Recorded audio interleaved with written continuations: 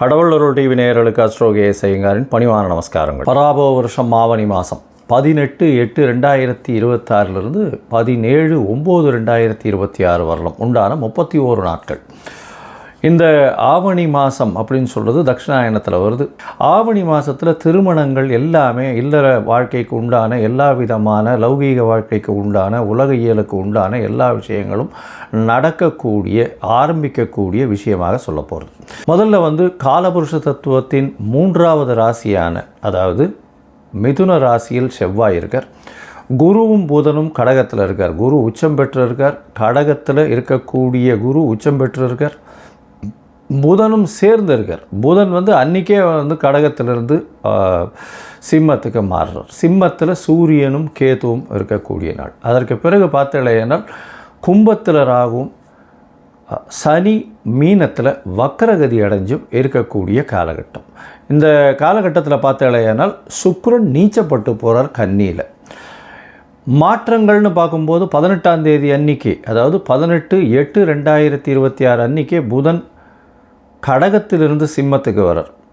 அதற்கு பிறகு 1/9/2026 அன்றைக்கி சுக்கிரன் கன்னியிலிருந்து தன்னுடைய சொந்த வீடான துலாத்துக்கு போகிறார். 3/9/2026 அன்றைக்கி சிம்மத்தில் இருக்கக்கூடிய புதன் கன்னிக்கு போய் ஆட்சி உச்ச மூல திரிகோணம் பெறார். இதுதான் இந்த ஆவணி மாதத்தில் கிரகத்தினுடைய மாறுதல்கள். சரி, இந்த மாதத்தினுடைய விசேஷ நாட்கள் என்ன அப்படின்னு பார்க்கும்பொழுது முதல்ல ஆவணி மூலம். அதை தவிர பார்த்தாலே அன்றைக்கி வாஸ்து நாள் மத்தியானம் 2:31 1:30 மணி நேரம் இருக்குது. இந்த ஆவணி மூலத்தன்னைக்கு அது உங்களுக்கு 23/8/2026 வருது. 6ஆம் தேதி ரிக் உபாகர்மா இருக்குது.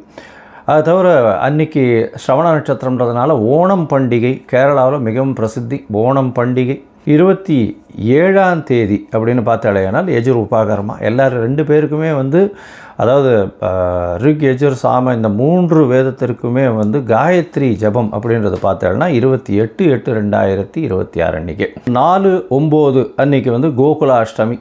சாமவேத உபாகரமா உங்களுக்கு 13/9 அன்றைக்கி வருது. விநாயக சதுர்த்தி 14/9/2026. சரி, இப்போது மேஷம் முதல் மீனம் வரை ஒரு ராசியாக எப்படி இருக்குது அப்படின்றத பார்க்கலாம். சிம்மம், மகம், பூரம், உத்திரம் இந்த 3 நட்சத்திரம் 9 பாதங்களை கொண்ட ராசியின் அதிபதி அப்படின்னு சொல்லக்கூடியவர் சூரியன். இந்த ஆவணி மாதத்தில் சூரியன் உங்களுடைய ராசியிலே இருக்கார். இருந்தாலும் கேது உங்களோட ராசியில் இருக்கிறது அந்தளவு விசேஷம் இல்லை. உங்களுக்கு பார்த்தோம்னா கேது உங்களுடைய ராசியிலே இருக்கார். அஷ்டமத்து சனி, வக்கரகதியில் சனி 8ஆம் இடத்துல இருக்குது. உடல் நலத்தில் ரொம்ப ஜாகிரதையாக இருக்கிறது நல்லது. எதிர்பாலினத்தவரை நம்ப வேண்டாம், எதிராளிகளை நம்ப வேண்டாம், கூட்டாளிகளை நம்ப வேண்டாம், ரொம்ப ஜாகிரதையாக இருக்கிறது நல்லது. அரசாங்கத்தின் மூலியமாக சிறு சிறு தொல்லைகள் வரக்கூடிய வாய்ப்புகள் இந்த காலகட்டத்தில் அமைய போகிறது. உங்களுடைய ராசிக்கு பார்த்தோன்னா 11ஆம் இடத்துல செவ்வாய் இருக்கார். உங்களுடைய ராசிக்கு 4/9 அதிபதி அப்படின்னு சொல்லக்கூடியவர் 11ஆம் இடத்துல இருக்கிறதுனால வெளிநாடு போய் படிக்கக்கூடிய யோகத்தை நிச்சயமாக கொடுப்பார். அது தவிர 12ஆம் இடத்துல இருக்கக்கூடிய தனித்த குரு உங்களுடைய ராசிக்கு பார்த்தோன்னா சுப செலவுகளை ஏற்படுத்தக்கூடிய வாய்ப்புகள் உண்டு. வீட்டை விட்டு நாட்டை விட்டு செல்லக்கூடிய வாய்ப்புகள் மிகவும் அதிகமாக இருக்கும். இப்போ வெளிநாடு ட்ராவல் போகக்கூடிய பாசிபிலிட்டிஸ் ரொம்ப அதிகமாக இருக்கக்கூடிய காலகட்டமாக அமைய போகிறது. உங்களுடைய ராசிக்கு பார்த்தோம்னா வெளிநாட்டில் இருக்கிறவாளுக்கு பர்மனெண்ட் ரெசிடென்ஷிப் இந்த மாதிரியான விஷயங்கள் கிடைக்கக்கூடிய வாய்ப்புகள் இந்த காலகட்டத்தில் உண்டு. இருந்தாலும் உடல் நலம் முக்கியம். உடல் நலத்தில் ரொம்ப ஜாகிரதையாக இருக்கிறது ரொம்பவுமே நல்லது. உங்களுடைய ராசிக்கு பார்த்தோம்னா புத பகவான் அதாவது 2/11 உண்டானவர் உங்களுடைய ராசியிலேயே உட்கார்றார்.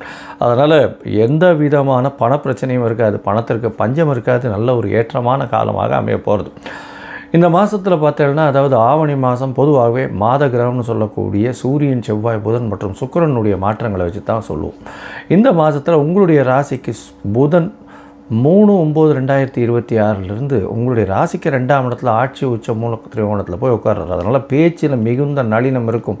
பேச்சின் மூலியமாக எல்லாரையும் வெல்லக்கூடிய வாய்ப்புகள் நிச்சயமாக இருக்கும். பேச்சாளர்களுக்கு நல்ல ஒரு ஏற்றமான காலம்.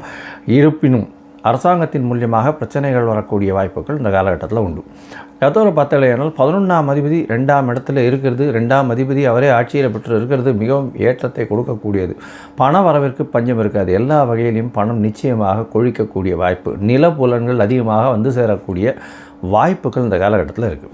இந்த மாதம் பிறக்கும்போது உங்களுடைய ராசிக்கு 3ஆம் அதிபதினு சொல்லக்கூடிய சுக்கிரன் உங்களுடைய ராசிக்கு 2ஆம் இடத்துல நீச்சம் பெற்று போகிறார். அதனால் முயற்சிகள் எல்லாமே தோற்று போகக்கூடிய அளவிற்கு இருக்கும், அடிபட்டு போகக்கூடிய அளவிற்கு இருக்கும், பேச்சில் சற்று பின்னடைவு இருக்கும். 1/9/2026 அப்புறம் சுக்கிரன் மாறுதலுக்கு அப்புறம், அதாவது சுக்கிரன் உங்களுடைய ராசிக்கு 3ஆம் இடத்துல போய் உட்கார்றார், அதாவது முயற்சி ஸ்தானத்தில். உங்களுடைய முயற்சிகள் எல்லாமே வெற்றி பெறக்கூடிய காலகட்டமாக அமைய போகிறது. இந்த காலகட்டத்தில் நீங்கள் எடுக்கக்கூடிய விஷயங்கள் அனைத்துமே வெற்றி பெறக்கூடிய வாய்ப்புகள் உண்டு. சுக்கிரனும் ஆட்சி பெற்று போகிறார். உங்களுடைய ராசிக்கு பார்த்தேன்னா அதாவது 10ஆம் அதிபதியும் அவரே, 3ஆம் அதிபதியும் அவரே. அதனால் பார்த்தேன்னா தொழிலுக்குன்னு எடுக்கக்கூடிய முயற்சிகள் நல்ல வெற்றியினை கொண்டு சேர்க்கக்கூடிய காலகட்டமாக அமைய போகிறது.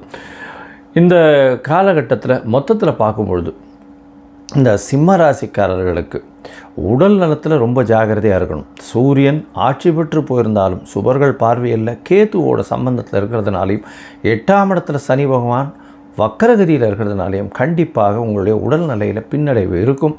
ஜாகிரதையாக இருங்க. நுண்கிருமிகள் மூலியமாக பிரச்சனைகள் அதிகமாக இருக்கக்கூடிய வாய்ப்புகள் உண்டு. உங்களுடைய ராசிக்கு பார்த்தீங்கன்னா 12ஆம் இடத்துல இருக்கக்கூடிய புத பகவான் உங்களுடைய ராசியிலேயே இருக்கிறதுனால எடுத்த காரியங்களுடைய பிளானிங் எல்லாமே ரொம்ப கிளியராக இருக்கும். அதாவது பிளானிங் மூலியமாக பணம் வரக்கூடிய திசைகள் எல்லாவற்றிலிருந்தும் பணம் வரக்கூடிய வாய்ப்புகள் மிகவும் அதிகம். நில சம்பந்தப்பட்ட விஷயங்களில் நல்ல ஒரு ஏற்றமான செய்திகள் சேரக்கூடிய வாய்ப்புகள் உண்டு. வெளிநாடு போய் படிக்கக்கூடிய பாக்கியம் குழந்தைகளுக்கு உண்டு. படிக்கக்கூடிய குழந்தைகள் வெளியூர், வெளிமாநிலம், வெளிநாடு சென்று படிக்கக்கூடிய பாக்கியம் உண்டு. தந்தையின் உடல்நிலையில் நல்ல ஒரு ஏற்றம் இருக்கும். தாயின் உடல்நிலையில் சற்று பின்னடைவு இருக்கக்கூடிய வாய்ப்புகள் இந்த காலகட்டத்தில் உண்டு. பண வருமானத்திற்கு பஞ்சம் இருக்காது. எடுத்த காரியங்களில் 1ஆம் தேதி வரலும், அதாவது 1/9 வரலும் பின்னடைவு இருக்கும். அதற்கு பிறகு எல்லாவற்றிலும் ஏற்றம் இருக்கக்கூடிய காலகட்டமாக அமைய போகிறது. உங்களுடைய ராசிக்கு முயற்சிகள் எல்லாமே வெற்றி பெறும். 1ஆம் தேதிக்கு அப்புறம் 1/9/2026 அப்புறம் எல்லா விதமான முயற்சிகளும் வெற்றி பெறும். இருப்பினும் சில நாட்கள் உங்களுடைய முயற்சிகளை தள்ளி வைக்கிறது நல்லது. அது சில நாட்கள் சந்திராஷ்டம நாட்கள்னு சொல்கிறோம். இந்த சந்திராஷ்டம நாட்கள் 29/8லேருந்து 31/8 வரலும் இருக்கக்கூடிய நாட்களாக வருது.